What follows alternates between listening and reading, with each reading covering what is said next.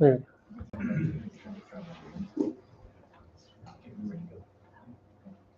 Okay, we're ready to go ahead and call the meeting to order. We'll start with the Pledge of Allegiance. I pledge allegiance to the flag of the United States of America and to the republic for which it stands, one nation, under God, indivisible, with liberty and justice for all. We're going to pray. Like join us. Dear Heavenly Father, we thank you for the chance to be here tonight. We ask that you would lead us and guide us as we make decisions. Please keep your hand on this community, and please be with all of the families affected by the devastating flooding. And we ask all these things in Jesus' name. I'm going to ask for an approval of the agenda. I'll make a motion. I have a second. Second. All those in favor? Aye. I'm going to move to public comments. We don't have any public comments. We're going to move on to our building report. So we're going to start with the high school principal. He has a report for us. Ryan, you want to talk about your first Sure. 10 days here? You want me to stand up or, yeah, that'd be good. All right. It's been a good start to the year. If you take away what happened last week as far as the flooding and so forth. But up until that point, which was nothing that, that we could have prevented, obviously, I felt like the start of the year has been very good. It's probably been better than any start of the school year that we've had since I've been here, again, in my opinion. So we've got some new teachers in place, got some new programs in place that I'm super excited about. We'd be glad to share that with you if this is the time. So I think Mr. Mast shared possibly our SAT scores. We haven't gotten our iLearn scores yet, at least I haven't seen them. I think they're still embargoed. But we did get our SAT scores. We've had those. And I showed Mr. Mast a comparison to the other schools in the county. Our biggest area of opportunity is obviously in mathematics. We had currently we had 5%, basically 5% of our students pass math. So we've got some programs in place. We're doing an SAT prep starting for 11th graders starting basically probably be Monday. Met with the math teachers today. So we're going to work on that. We're going to get that going. And it's something that we've done in the past, but haven't done it this early in the school year. So I'm going to try that this year. I think that's going to help our scores there. Then additionally, we have two math teachers, Miss Bales and Mrs. Phoenix, that are going to be interventionists. They're going to work with our 11th graders specifically on building those math skills. Now, the area that's causing me some issues today is vocational. Our vocational students get back at 11:40, so I still need to work out a time for them to get some additional skill work. But that's currently what we have in place there for the high school. At the junior high, and I don't mean to take up all this time, but at the junior high, I'm super excited about the model that we've put forth in the junior high with regard to, we've got 4 junior high teachers that are specific to the junior high collaboratively every day to work on, to look at data, to talk about, how we can improve our scores, how we improve our students. And then there's going to be an intervention period for them to then pull out students in various classes and work with them on math and ELA, English specifically. Speaking of ELA, going back to the high school, our ELA scores were 40. I think we had 42% passing the SAT, which is obviously better than on the math side. Our goal is to be the highest percentage scoring on the English and the mathematics in the county. That's the goal. The English was very close, right? English is very close, yeah. Because I think the highest was 49%, and we were at 42. And math, I mean, oddly, the math point is higher than the English for the state. For the math goal, I guess, is about 550. I'm just guessing, whereas English is 480. I don't know why one's higher than the other. Nonetheless, Winchester was at the highest in the county at 19% passing math, and then we were fourth on that list. So that's our greatest area of opportunity in my opinion. And I want to congratulate Mr. Chittister on the work that he has done over the last 24 months to just the educational programs that he's put into place. When you're looking at improvement, you often you got to take it off in bites. You don't eat the whole pizza at once. And so the focus was on language arts, and now the focus is going to shift to math. And so whatever you focus on, you will achieve. And so you'll see the results go up. Ryan has been positive with his teachers. The teachers have taken it and run. And like you said, our middle school program, it's just fantastic to watch them. Every day they meet and talk about kids and about learning and about what's best for the kids. So kudos to Ryan for a job well done. Good work. No, thank you. I reciprocate that. A lot of what we're doing now was introduced to me by Mr. Mast with regards to our PLCs, professional learning communities, tutorial period. All these things. So it's I say the same thing to you. Are we working on the vocabulary for the math? Because I know a lot of times the problem isn't not knowing how to do it, it's the vocabulary in the question. And so that was something when I talked to Mindy Kaufman, she thought our vocabulary was probably some of the problem with the math. That very well could be.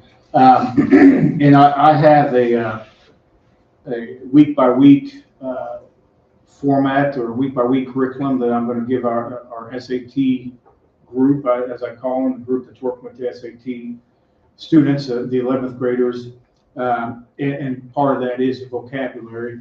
And I worked with Mindy a little bit last year, and we came up with, I think it's 12 words or 19. It's on my desk, the most, I guess, important vocabulary words. So I do have that sitting on my desk, actually. Chris, that's a great point because it's a and how can they know what they're being asked to do if they don't understand? So there's a book called 12 Key Words, and that was part of our big turnaround. Was previously was kids understanding what they're being asked, and so we think 12 key words. What does analyze mean? What does describe mean? What are those? And so oftentimes the kids get tripped up on just it's not the content, it's how the question is asked. And there's not an educator across the state of Indiana who won't tell you the same thing. And so that's a great working on the terminology. But a lot of that is addressed through our testing strategies. What Ryan hasn't addressed is we've really worked hard on kids being able to get a problem and analyze it and break it apart into understanding smaller pieces that helps them understand what they're being asked to do. And that's been a key piece of that as well. Even things like circumference and just words. A lot of times the same kid, if you give them a picture of that shows part of the picture of the math problem, they can get the right answer, but vocabulary and questions sometimes. I know, especially with my daughter Honor, who has the reading disability, that's a problem for her. And so she'd do great on the ones that had pictures, but not on the ones where she had to read the question. Yeah. I was going to ask how the dynamic is with the 6th grade moving up to the junior high. It's been great so far. I was in here this morning and the hallway seemed so busy and I loved it. I loved seeing all of them. Absolutely. We had our first student day meeting, first day of school, and I hadn't seen the bleachers that full of students for a long time. So that was good to see. And the idea with the middle school concept, kids don't stay with one teacher now all day. So they move. You have someone teaching language arts and social studies. You have another teacher teaching science and math, and so a lot of those standards overlap. And so the kids are able to move. They don't have to see the same face, and the teachers don't have to see the same face. So it's nice to move around a little bit. And the teachers can still have professional conversations about the growth of the kids and where they're at academically. So that's a good move. So appreciate your support with that. And then we'll move on to the elementary report. For the starting school year, right now we're focusing on data collection. We have common assessments that we're working toward. We're using the iReady Plus, which is the state-approved math and ELA system for achieving common results. So that's our biggest focus right now in the classroom across all grades. We've completely revamped our MTSS system this year. We now have our success program. We used to have success as part of the main part of the school day. Last year we didn't have success at all, and Renee and I were both pretty not particularly happy with that. So we moved back and we put the success times into the special schedule.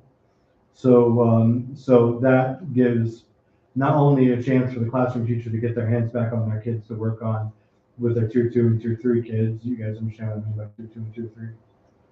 Just the level that they. Tier 2 are kids that need some help. Tier 3 kids need a lot of help. Is what it is. So tier 1 kids are the I don't want to say normal kids, but the kids that are capable, that are most capable. So we're able to use our PLC times on Monday morning to help assign kids to tier 2, tier 3.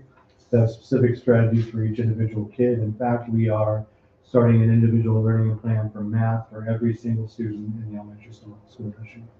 That's great. I'm glad to hear that because it all moves up. So they learn it. It does move up, and I have more to say about that in just a second. Since Ryan decided to go ahead and go to a middle school model and need another teacher, he went and stole our best teacher.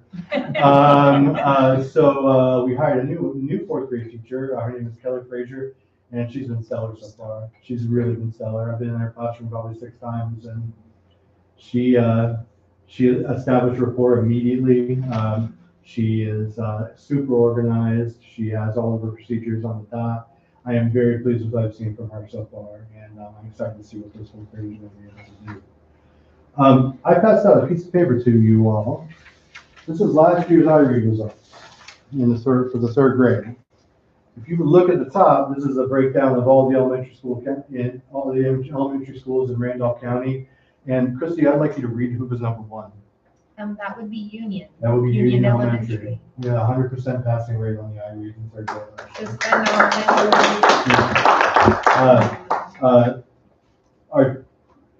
our students did a great job, obviously, but without our teachers, especially our K1, 2, 3 teachers, without Renee Sexton, who really has poured her body, mind, heart, and soul into this process. And I do want to point out that I took over as principal of the elementary in October of 2021. That school year, our iRead percentage was 46%, and it's 100 now. So I am very excited about these numbers, but I don't think the rest of the county schools will. And also with Jim, I will say too, his teachers are working hard on the grades 3, 4, 5. They're testing strategies. Like we were talking about vocabulary, and when we do get your iLearn results, I think we're going to shock a lot of people. We've got a lot of great work going on in our classroom. I can't say enough about our staff, and not just teachers, but our parents are amazing as well.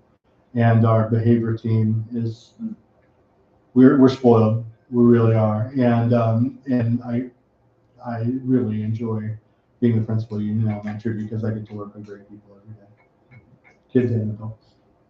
So that's all I've got. It's amazing news, and I'm excited. And I think what I'm most proud of is we had a really rough year last year with people coming at us, targeting us, and our teachers stepped up and said, "No, you're wrong," and this proves that they're wrong. We are not the worst academically in the state of Indiana. No, so we are not even close. So I'm very, very proud. We're in the top 40% because only 40% of schools in Indiana got 100% on that. Yeah. And no one else in Randolph County, including Union City. We'll move on to superintendent report. I'll include in there a little bit on maintenance. We've had some issues with chiller. Just so you're aware, in case there's a big bill that comes across for a new chiller. Grant was in this weekend, Saturday and Sunday, we're communicating both days, trying to figure out what was going on with it. We have no idea. The electricity went out last night, and then when we turned it back on, it was on. It worked. So I don't know if he kicked it, swore at it, I don't know, but but it's, turning your phone off. yeah, so Bader's been coming out, they're working with the motor. They ordered a new motor on that, we're trying to get that squared away. We're very blessed here at school that we have not had water damage. We've been, you look at our baseball field, it was a pond. You look at our track, it was a pond. Out front, it was a pond. And I know a lot of other schools have struggled with that. We had one area that when it rains in a certain direction and a lot of rain in the media center on the other side, that can run down through a light. But other than that, that's from the roof 4 years ago. But other than that, we're just very blessed. Our sump pumps ran down the basement. We're very blessed water-wise. I will echo what Ryan said in terms of just a really smooth start this year. One of the best ever. I would say I would echo that as well for Jim and Ryan. Just a huge shout out to our bus drivers. And Kenny and Mary and Teresa specifically, and I was lost on how to make that work, and they came in and had a little prayer time and just gave it to them, and they worked it out, and it's been running very smoothly. So kudos to them on that. The transformation's been great. We did submit our final documentation legally. The judge, Michael McNally and Jason Delp did, and so we wait response for that, wait for the judge response on that.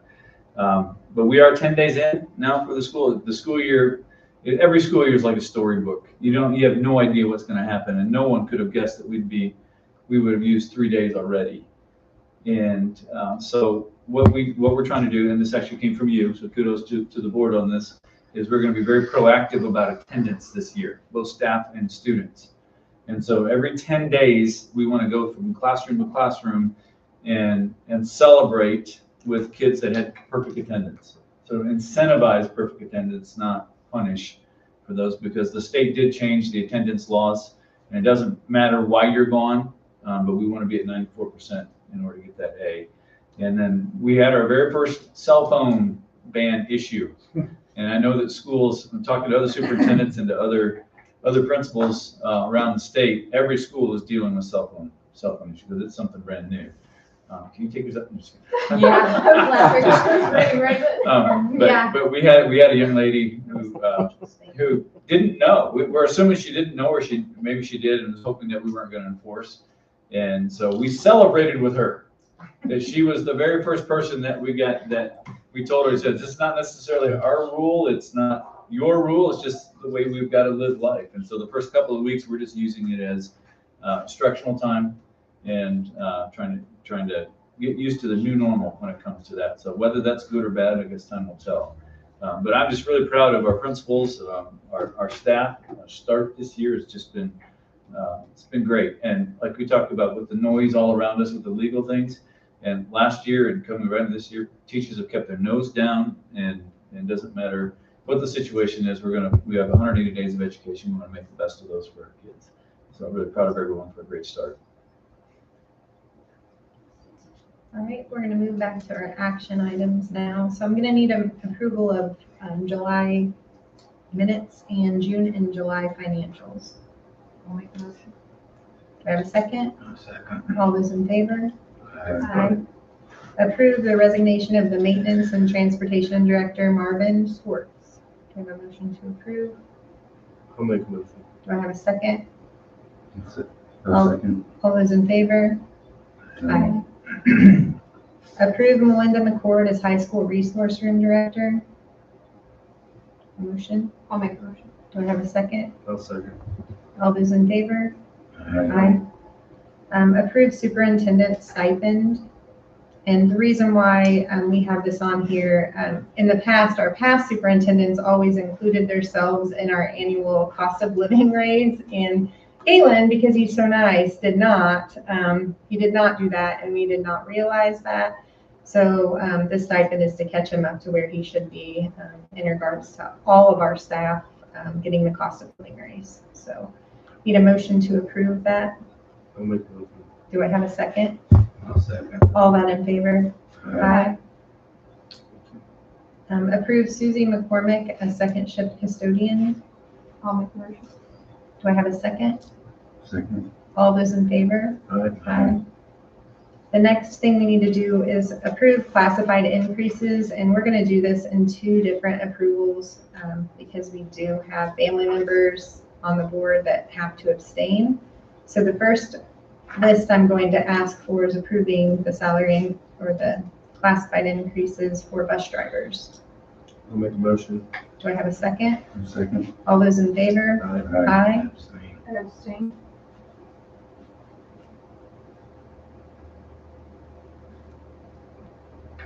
And then we're gonna take the rest of the list. I'll make the motion for us. Do I have a second? I'll second. All those in favor? Aye. Abstain.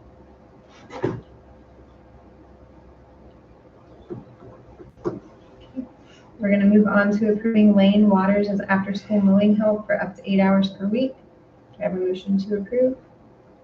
Motion. Do I have a second? I'll second. All those in favor? Aye. Aye. Approval of Dennis Ross as Director of Maintenance. This I'll make- will be in addition to his teaching job as well. Do I have a second? I'll second. All those in favor? Aye. Approve Silas Ross as maintenance. He will be directly reporting to Grant. And we are also, just as a side note, wanting to get all of our maintenance crew OSHA certified this year. That is something that is important to all of us. So I need a motion to approve hiring Silas. Motion. Do I have a second? I'll second. All those in favor? Aye. We need a motion to pay a stipend to Dennis Ross and Silas Ross for building inspection. They worked before school started to get our school ready for the first day of school. So we're gonna pay them an hourly rate for the hours that they work getting that ready. Do I have a motion to approve? I'll make a motion. Do I have a second? Second.